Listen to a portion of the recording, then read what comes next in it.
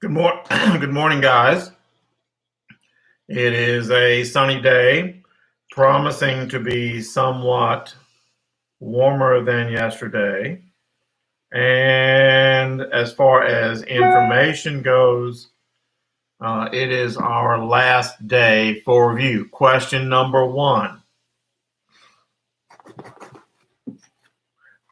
Did you receive your e-ticket?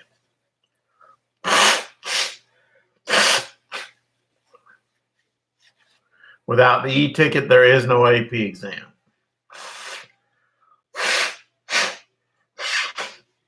So check your email, check your junk mail, check your clutter folder. But yeah, that you have to have that e-ticket, or there is no AP exam. Now, what about today? What are we going to do? Well, we have the entire 19th century to 1914, actually.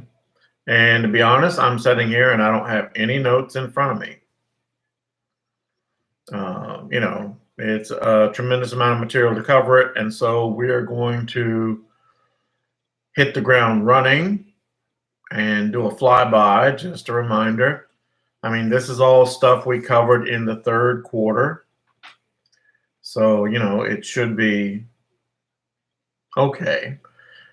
So we are at, if I recall yesterday, we flew through the French Revolution. We flew through Napoleon. And now we are post-Napoleon. Napoleon has been exiled to St. Helena Island in the South Atlantic, where he will die under suspicious circumstances in 1820. And we are left with Europe trying to put the pieces back together after the Napoleonic Wars. And I mean, the Napoleonic Wars were staggering for their time. However, once again, the Napoleonic Wars will be dwarfed by, of course, what happens in the 20th century, World War I and World War II, which are beyond the scope of our coverage. It's been a great year. So, what happens is, and I also noticed that I sent you on Canvas 3 videos to look at, 4 videos, covering these major events, post-Napoleonic conservatism, revolutions of 1848, unification of Germany and Italy, et cetera, et cetera. And so, yeah, the major powers of Europe in 1815, that being Russia, Prussia, Austria, Great Britain, and France, they were invited, which was something that, by comparison, they didn't invite Germany to the World War I treaty discussions. But they did invite France because France was a major nation. The goal of the Congress of Vienna was not to punish France, but to make sure that this didn't happen again. And so not only did it make sure it didn't happen again, but also to stamp out any ideas of, liberalism. Any ideas that that countries or nationalities or liberal ideas could take root and cause trouble and bring forth another, series of wars. And once again, they were fairly successful. I mean, the 19th century has been called the century of peace. From 1815 to 1914, yeah, I mean, there's a few wars, but those are small, much smaller in scale than the wars of the 17th and 18th century. And, a lot of times the wars took place in the Crimea, in South Africa,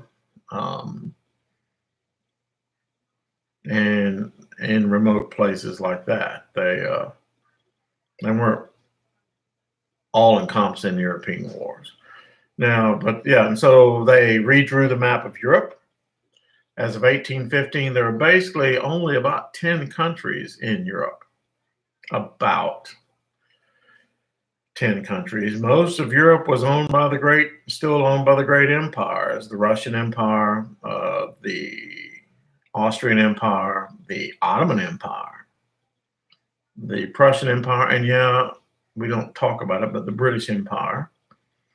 And then, of course, a few other countries like the Netherlands were there.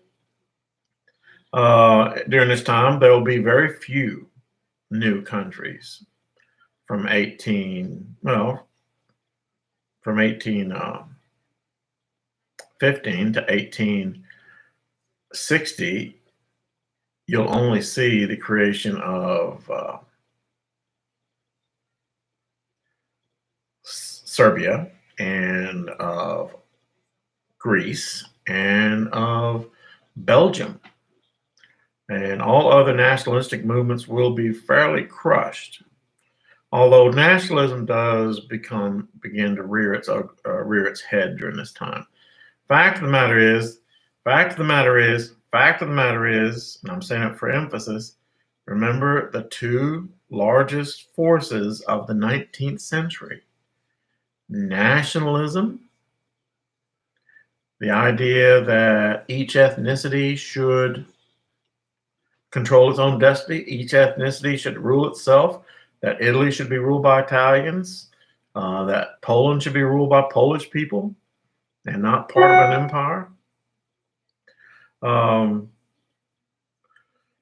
The other is liberalism, the idea that governments should be representative in nature, that there should be written constitutions, that people should have certain freedoms, such as freedom of the press, freedom of speech, freedom of religion, freedom to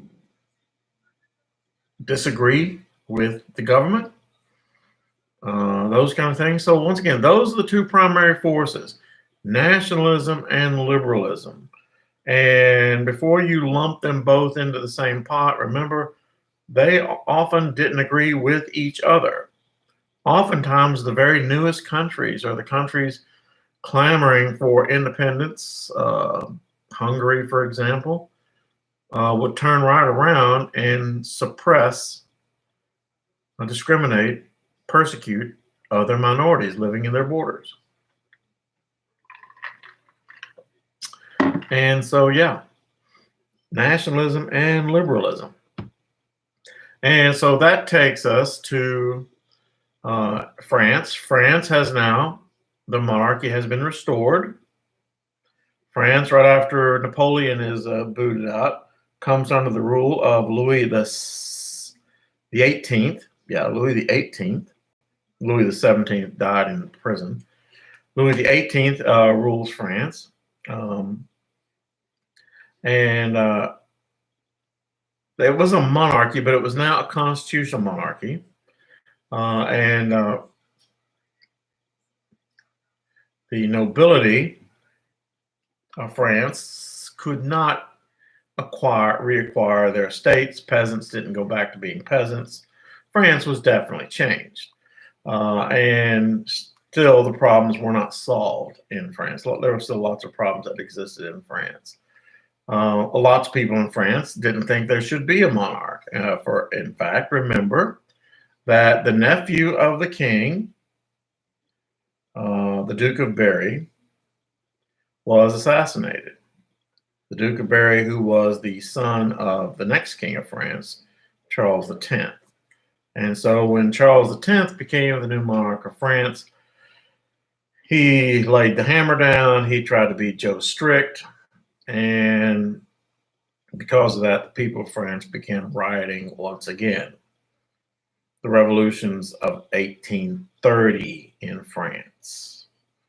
And if you need to remember the revolutions of 1830 in France, remember that very famous picture of Eugene Delacroix. Liberty leads the people.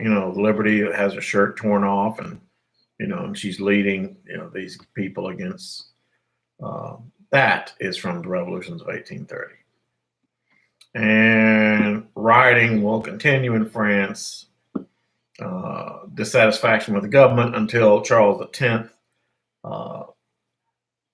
He flies the coup, abdicates, runs.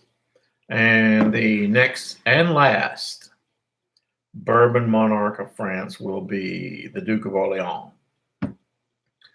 And even he will step down in 1848.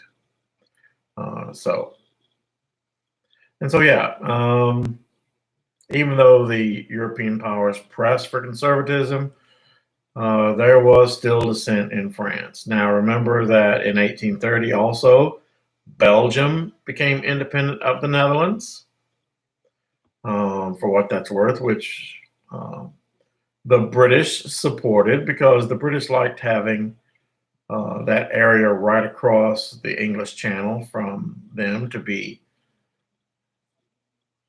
non-threatening. And also Greece became independent.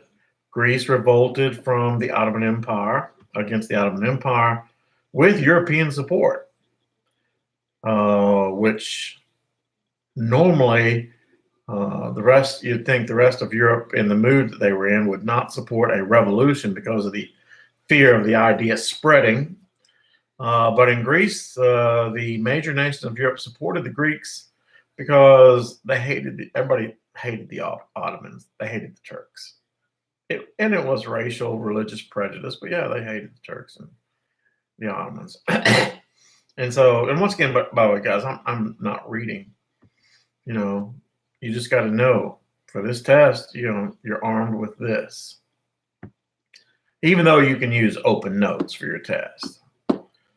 Your notes better be very organized if you use them, because it's hard to write and page through notes.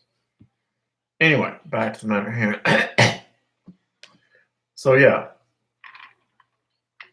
Greece became an independent state. And this was part of the Romantic movement where people thought, the Greeks are going to recreate ancient Athens. When in fact, all they did was to make this new state of Greece. And they put on the throne, I think his name was Leopold. He was the son of the king of Bavaria, Germany. I don't know why they thought he'd make a good king of Greece, but he became the first king of Greece. Okay. And so that takes us into the 1830s, more dissent, and around 1848, things came to a head. People all across Europe were dissatisfied with the way things were going, and Of course, one of the main causes of the revolutions of 1848 was what? What's the old saying? It's the economy, stupid. The economy was bad. Harvest had been bad. Unemployment, the vices of the Industrial Revolution had taken hold. Remember in Britain, for example, the passage of the Corn Laws. My hair looks awful. Passage of the Corn Laws. Remember, the Corn Laws were passed. The Corn Laws were a protective tariff on imported grains coming into England that the Parliament passed to protect the landowning class, the Tories. But the long and short of it was the Corn Laws raised the price of grain, raised the price of bread in a time when factories were laying off workers because there was, the Napoleonic Wars had ended, and there was no great need for labor anymore. And so you have all these workers coming home, and all these factories are laying off their workers. And guess what? Price of bread's going up too, dude. So you have that unrest still going on. And so what happens in 1848, there's a series of revolutions, revolts that happen all across the empire, particularly in key cities like Paris, Vienna, Austria, Berlin, and to a lesser degree in other parts of Europe. Now, in England, there was no real revolts and rioting, but there was still dissent within England. But yeah, while we're talking about England, I mean, you have to bone up on your. I'll get back to the revolutions of 1848 in a minute, but you have to keep English history. It's such a big part of AP Euro exams. English history, for example, in England, the passage of the Reform Bill of 1832. Passage of the Reform Bill of 1832 was very important because it increased the number of people who could vote in England.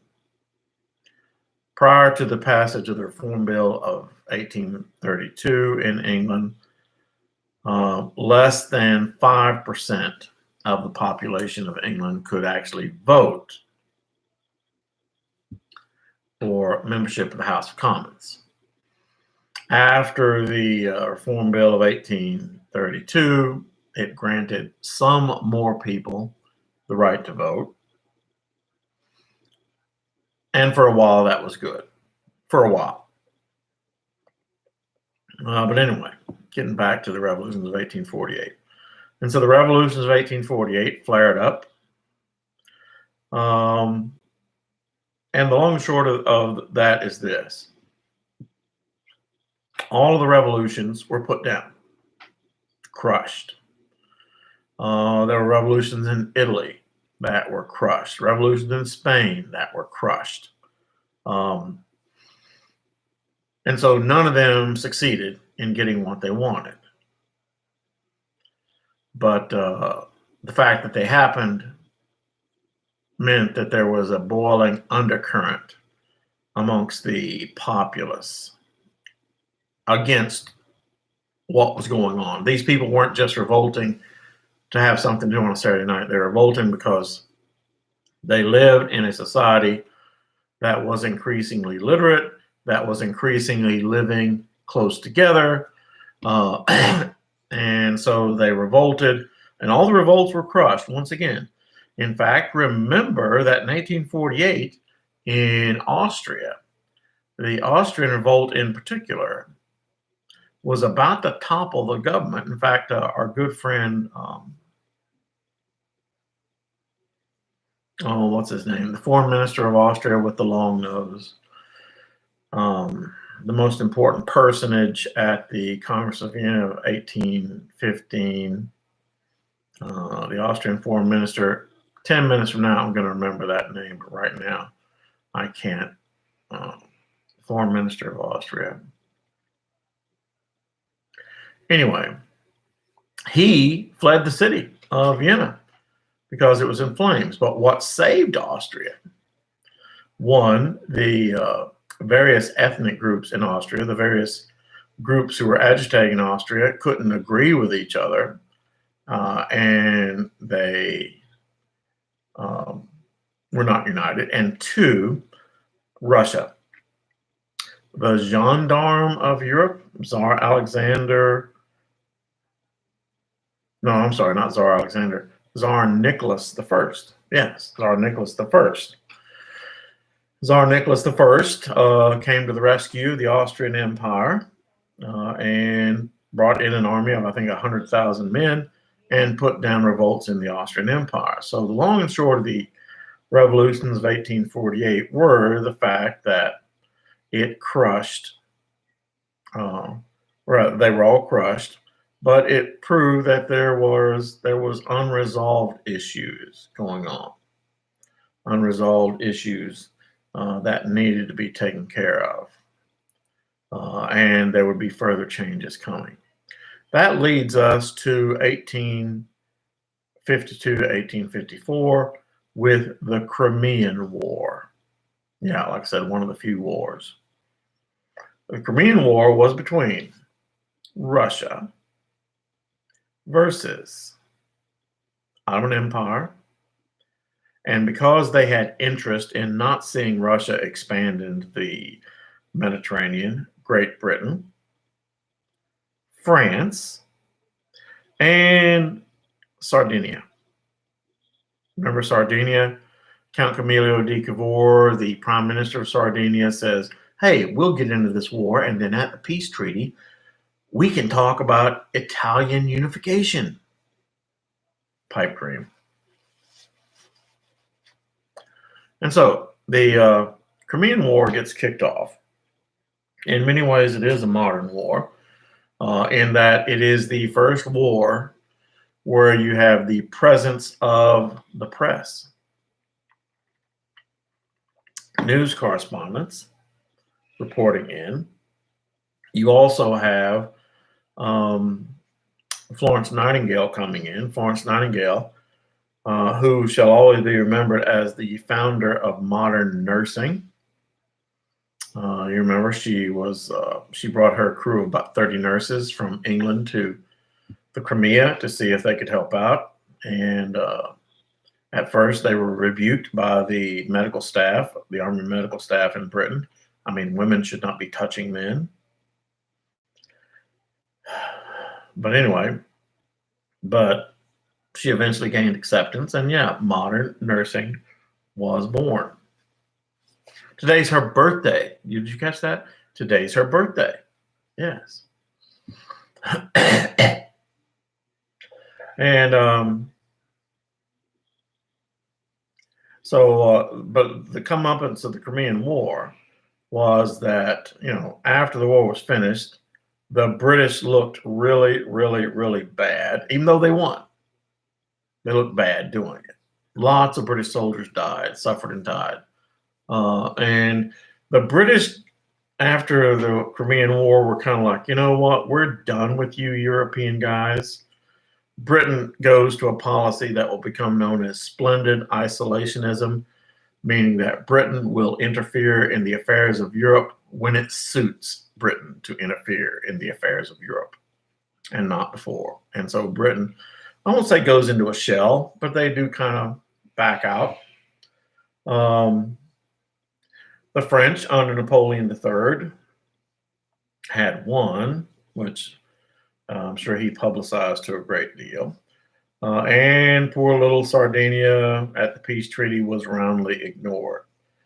But the real important things about the Treaty of Paris that ended this war was that Russia not only lost the war, they lost territory.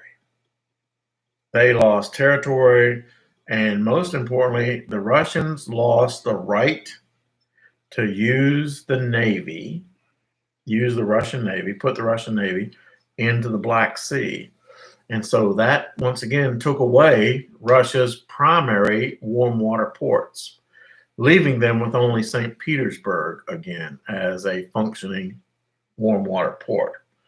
And for the long run, the Crimean War, the big result will be that nice balance of power that had been established by the Congress of Europe of 1815, the Congress of Vienna of 1815, had now been blown apart because Russia wanted, from now going forward, wanted to get back what they owned, what they lost, and the Ottoman Empire was more unsettled than ever.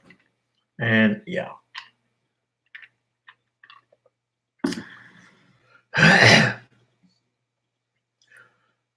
Which leads us to, once again, let's stop for a minute though, talk about international affairs, and let's talk about something else. That something else, which I talked a little bit about in last week, the Industrial Revolution. The Industrial Revolution is really hitting its stride in the 19th century across Europe. Beginning in Great Britain, of course, the Industrial Revolution as a whole will, yes, it will increase the standard of living, the quality of living for the great majority of the people in the countries involved. Eventually, but just like, and I've said it before, just like you find in many of the countries of the developing world that are still trying to get a grip, a handle on industrialism, technical society, it causes great suffering in the quality of life, great suffering in regards to the amount of money that they're paid, which is very little. The workers are paid. Pollution, overcrowding, disease, the working class will be subjected to all kind of abuses in Europe during the Industrial Revolution, from the people who mine coal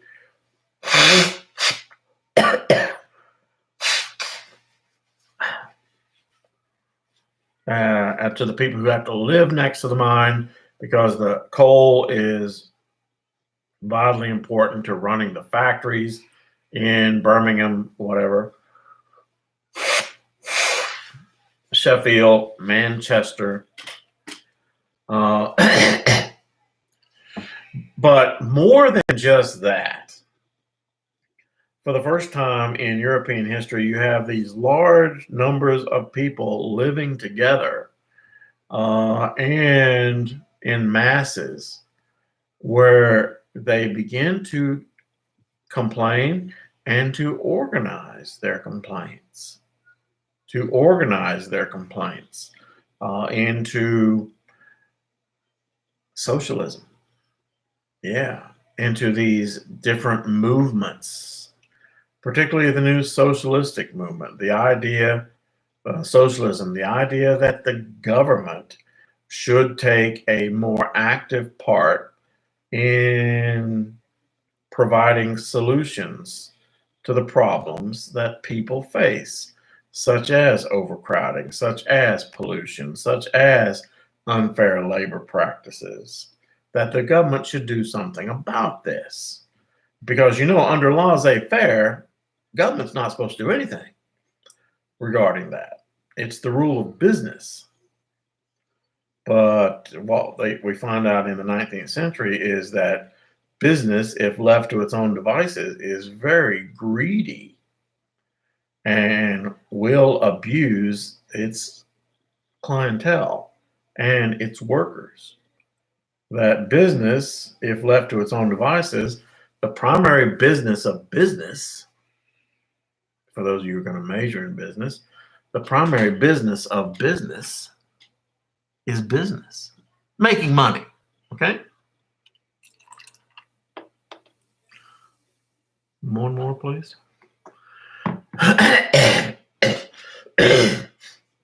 And so out of this, yes, you have your socialist movement, your anarchist movement, and then lesser known movements such as the utilitarian movement, an idea of having communal societies doing the greatest good for the greatest number of people, other small movements like this, and of course, democratic reform movements of greater democracy, of more people having the right to actually vote and things of that nature. That came with the Industrial Age. And it came with the Industrial Age because, once again, you have these masses of people living together. And you have the press. Yeah, the press. More and more people could read. And if they could read, they would have this new thing called, wait for it, public opinion.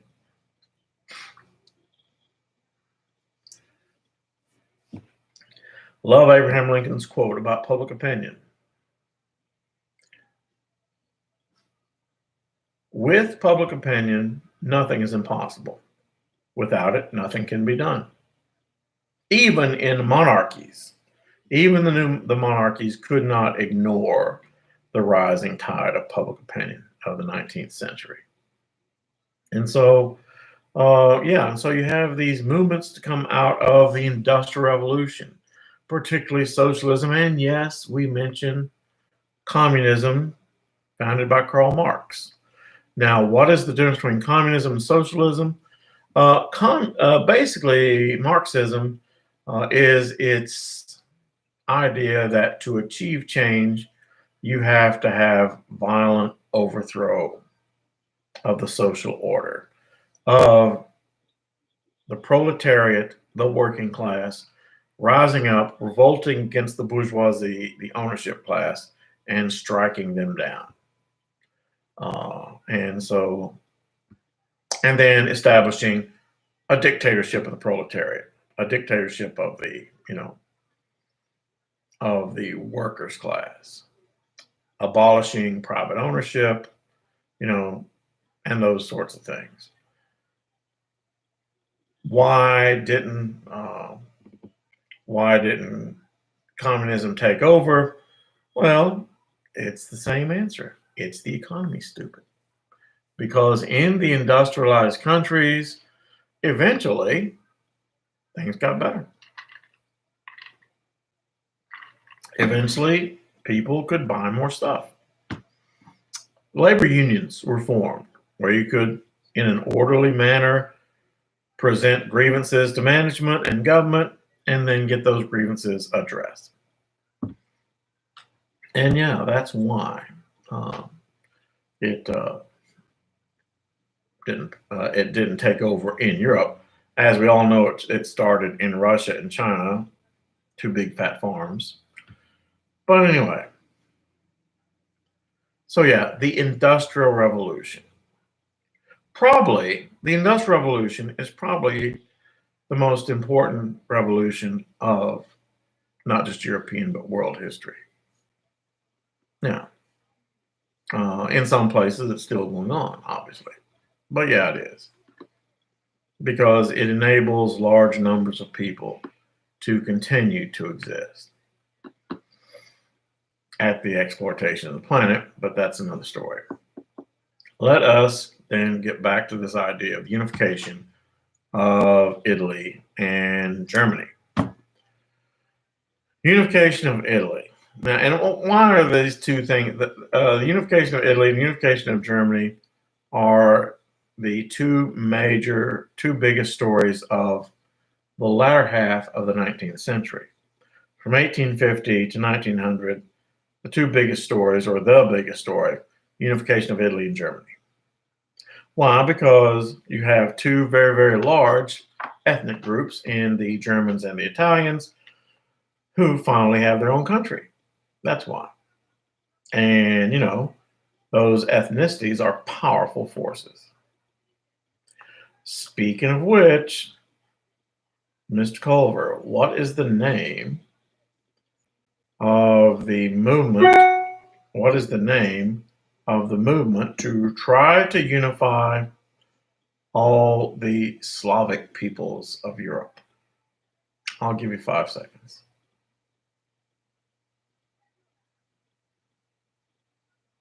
Pan. All too easy, right, Mr. Lynn? Anyway, back to the matter at hand. And so, yeah. So how was in a nutshell, how was the unification of Italy and Germany accomplished? Unification of Italy was accomplished through the efforts of several contesting groups. For a long time, there had been a movement in Italy to unify the country. I won't say the only, but one of the many disagreements they had was, should Italy, when it unifies, become a monarchy? Or should it become some kind of a representative type government? Or should it become some kind of a mixture in between? And so you have within Italy a movement called Risorgimento, which is a conservative middle-class unification movement, Risorgimento. You, of course, also have Count Camillo di Cavour, the Prime Minister of Sardinia, who wants to turn Italy into a monarchy, with the king being Count Victor Emmanuel II.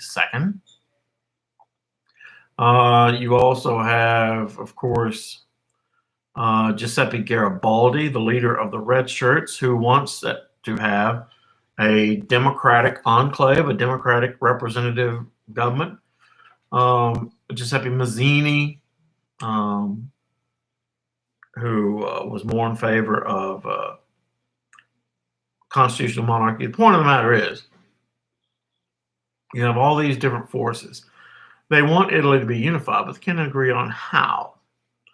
And of course, the big guy, will be Count Camillo di Cavour. And Cavour he'll do several things. Once again, Cavour gets Italy involved in the Crimean War, not because they have a real concern about what happens in the Ottoman Empire, Crimea, but because he wanted to, at the peace conference, to stand up and say, hey, we should be independent too. The Italians should be independent too. Didn't work, but some people listened. And Cavour actually got Napoleon III, who was now Emperor of France. I haven't mentioned him. Napoleon III, yeah. To kind of support the idea. And Napoleon III kind of helps Cavour and the Italians enter into a war against Austria. But then about 2/3 of the way through the thing, Napoleon III, there's an attempt on his life. And Napoleon III says, maybe I went too far here. Maybe supporting these radicals is going to get me killed. And so Napoleon III made a separate peace with Austria. That left Italy hanging. Eventually, however, the most of Italy is unified under King Victor Emmanuel II. Giuseppe Garibaldi says, okay, I'll accept a king as long as we can get a unified Italy. It was also tough to bring the Papal States into this new Italy, because many people thought that the Pope, I want to say it's not Leo X, Pope Paul III, maybe? Yeah. The Pope, many people thought that the Pope would be the next king of Italy. But that did not pan out. In fact, the matter is, Papal States were invaded. The Pope, because his secretary Pellegrino Rossi was assassinated, the Pope left. Yeah, the Pope, he ran like his head was on fire and the rest of him was catching. And it's really hard to say, yeah, you're going to be the next leader of the country when things got hot, you ran. And so the comeuppance of it is that at the end of this process of Italian unification, the Roman Catholic Church no longer owns central Italy, but it only owns that little tiny speck of land in the middle of Rome called Vatican City, which, as we all know, is the smallest country in the world today. The Pope was so hacked off about this that the Pope and the new state of Italy ignored each other. They simply acted as if each other did not exist. Until 1929, when that nice man Mussolini makes a peace treaty with the Pope. But he did. Anyway, and so the last chunk of Italy will be Venetia. which will be added to Italy at the conclusion of the 6 weeks war between Austria and Prussia. And so, yeah, in 1869, Italy became a unified state. That leads us to Germany. Now, remember, as late as 1815, Germany was a conglomeration of some 32 semi-independent republics called the German Confederation. The only thing really tying them all together, remember, was that tariff agreement called Der Zollverein, meaning that if you traveled into any one of the 32 republics, that you didn't have to pay taxes as you moved your goods from Bavaria to Baden to Hanover, et cetera, et cetera. And that was it. But along will come our good friend Otto von Bismarck. Otto von Bismarck, who saw unification of Germany as a worthwhile and necessary goal. Now remember, Otto von Bismarck was in favor of a unified Germany, but Kleindeutsch, small Germany, a unified Germany that did not include Austria. And so he sets about figuring out how to do it. German unification will be accomplished in a series of 3 wars that take place over the span of some 10 years. The first war was the Danish War, in which Prussia annexed the province of Schleswig from Denmark. And the war was short work. William I, Kaiser Wilhelm I will accomplish that in short order. And Austria helped the Prussians to take that province.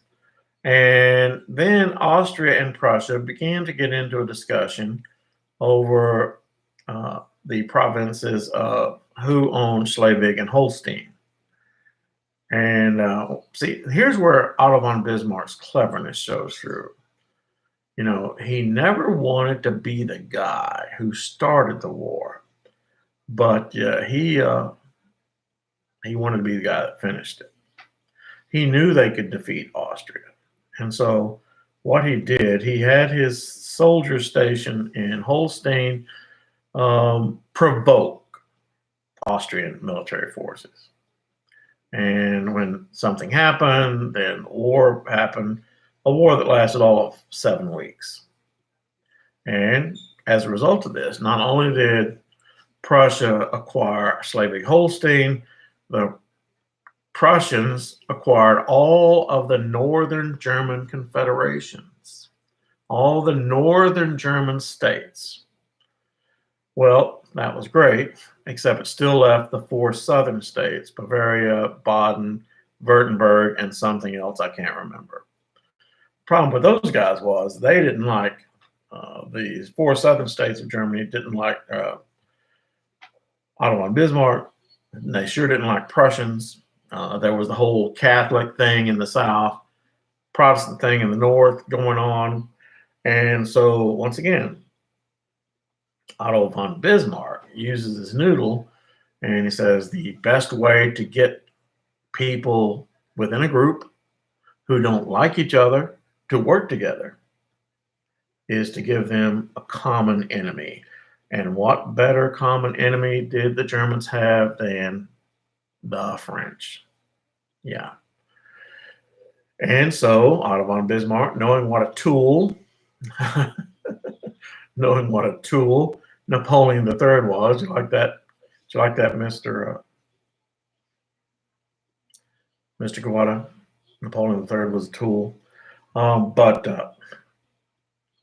knowing what a tool he was, he baited Napoleon III into declaring war on the militarily superior Prussia.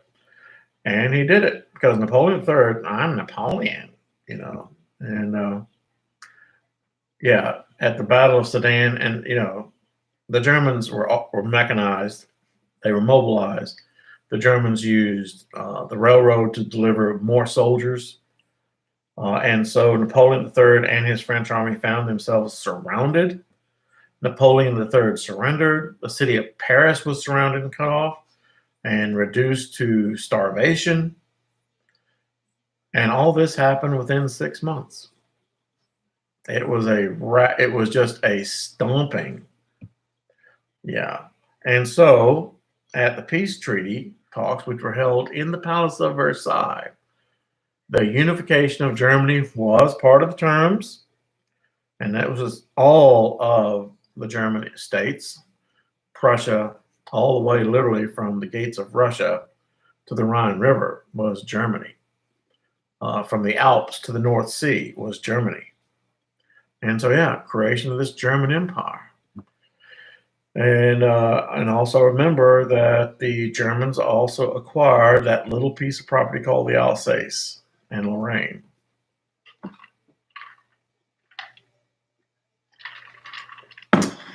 And so, yeah, and the Franco-Prussian War will probably be the biggest war of the 19th century in Europe. And many people believe it is the forerunner into World War I and by default World War II. Okay, and so now the latter part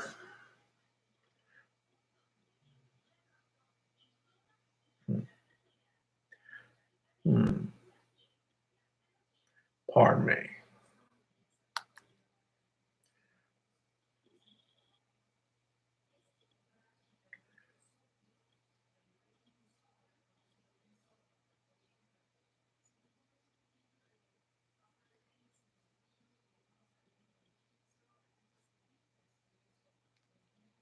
Pardon me, I gotta do something, reply to something.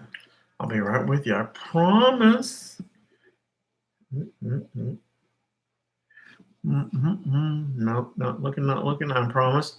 I mean, these people shouldn't bother me in the middle. Well, let me finish my lecture with you and I'll take care of that in a minute. I'm sorry. That has something to do with school. Anyway, back to the matter at hand. And so, yeah, the next 40 years, from 1870 to 1940, will really showcase Europe at its height. Europe is the best place in the world to live from 1870 to 1914. I mean, it has more liberal democracies, higher standard of living. It has the best universities, economically, militarily, in every way imaginable.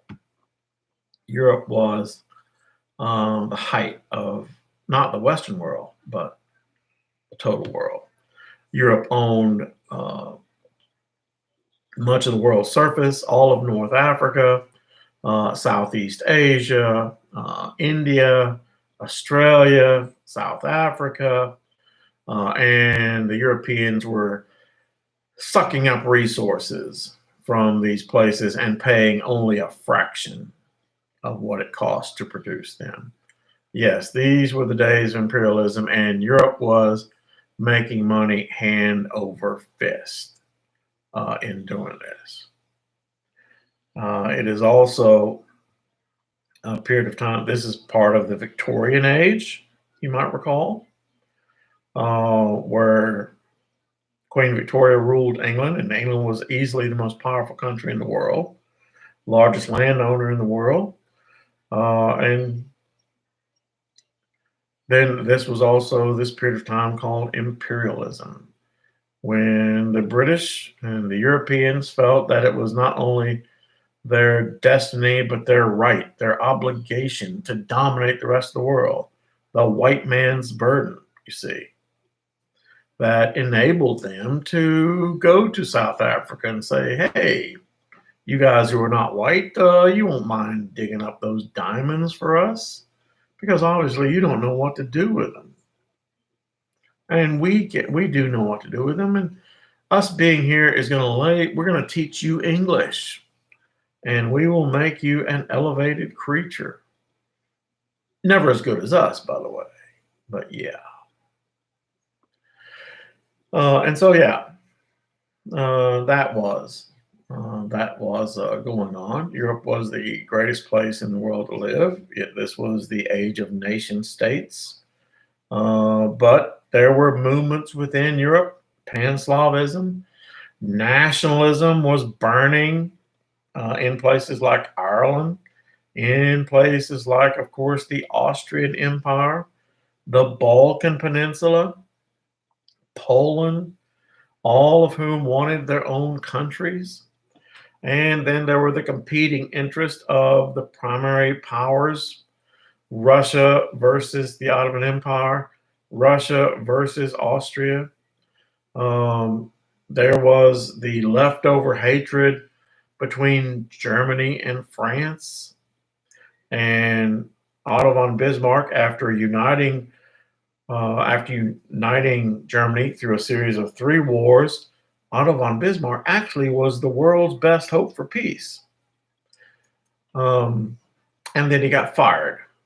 He got fired by Kaiser Wilhelm II, a little man with a Napoleonic complex and a withered right arm who tried to overcompensate for it by bullying people, beginning with Otto von Bismarck. He got rid of him, which was a horrific mistake. And so, yeah, things will start to boil between France and Germany, between Russia and Austria, and so these countries of Europe began looking for friends. Germany made it a key point of their foreign policy to make sure that France remained isolated, and that worked. Under Otto von Bismarck, under Kaiser Wilhelm II, it blew up because he hated the Russians, therefore he was not going to be friends with them. And the only friend, in fact, the British, he wanted the British to be friends with Germany, but they wanted the British to be friends with Germany from a position of strength. But the British weren't buying that. German attempts to equal Great Britain in military power were looked upon as threats. And the British, instead of liking the Germans, became friends with their old enemy, France. And Britain and France began a friendship that will last all the way through the 20th century. Okay, most of the way through the 20th century. Exactly what Otto von Bismarck was trying not to do, but Kaiser Wilhelm II bungled it. And so, yeah, we're at about 55 minutes now. I hope that helps. I'm going to close, in my own defense, since the beginning of the fourth quarter, we went over everything pretty much kind of from the entire year. My primary concern was not going over things of the third quarter like we just did today. It was going over things the first semester in more detail, because those are things that are farther from your mind. In my defense, for what it's worth, normally in a normal school year where we have the AP exam, I only cover all the material one time. Here we went over it a couple of times. I hope it helps. I really do. I mean, we went over, tomorrow we're going to I'm going to quickly review the AP rubric again for the DBQ. And then, tomorrow's D-Day. Please let me know that you got your e-ticket. Some of you already have. If you don't have that e-ticket, there is no exam. And so with that, I'm going to go. Have a good evening. Review things, flip through them.